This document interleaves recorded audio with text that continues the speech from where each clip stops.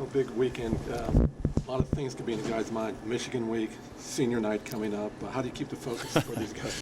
I think you don't have to say much about Michigan coming in. Obviously, that speaks for itself, and our guys are pretty fired up over that. I think we just have to keep our emotions in check on that side of it. The harder part is Parents' Weekend, Senior Weekend. It's always a tough battle because there's a lot of outside distractions that you normally don't have, and we do have to talk about it, and we haven't talked about it up to this point. We'll talk about it a little bit tomorrow, and trying to put that into a file and throw it into a drawer and just worry about ourselves.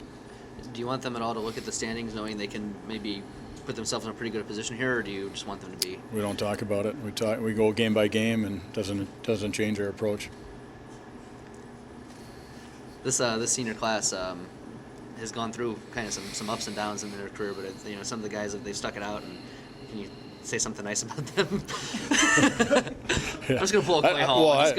I'm not sure what you're asking. I don't know. I mean, they've come in obviously in transition. Yeah. And I think those three kids have done a tremendous job of helping us build our foundation. I think that if you throw Brady into that mix, who's not a true senior in that mix, but the other three boys have done a great job on being perfect examples of what we want in terms of a human being, and they do it the right way. They do the social aspects of campus life, make the right choices, academically do a great job, and those guys are going to be successful at whatever they do beyond hockey.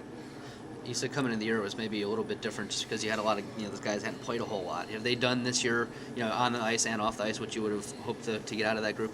Well, just like I just said, I mean, they help us shape the foundation that we want. We don't want to have to worry about the choices our guys make away from the rink.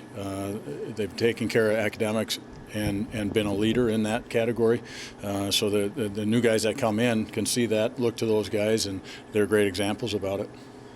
You talk about emotions. You get a sense, maybe based on past senior night experiences, that the other guys on the team want to really play for them, and maybe, like you said, maybe too much emotion going in, try to win one for the seniors? Yeah, I mean, I think that can be the case. I think you have to try to, again, worry about what we've been doing up until that point, and really not try to overstep what they can bring to the table and what they need to bring within their role within the team. It's always a battle, though. I think there's always going to be a lot of emotion going on. I think you try to keep that in check. The bigger hurdle is from a whole team standpoint. It's Parents' Weekend. Everybody's in town, and you try to limit those distractions best you can. No, it's just about how's your team doing at embracing mistakes? Mistakes?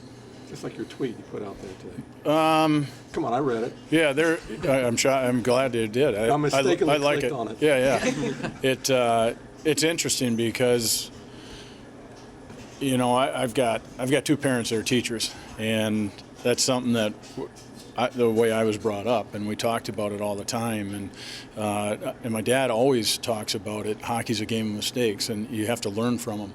And I think our guys are getting to that point. They're not so worried about making a mistake and me coming down on them as a head coach.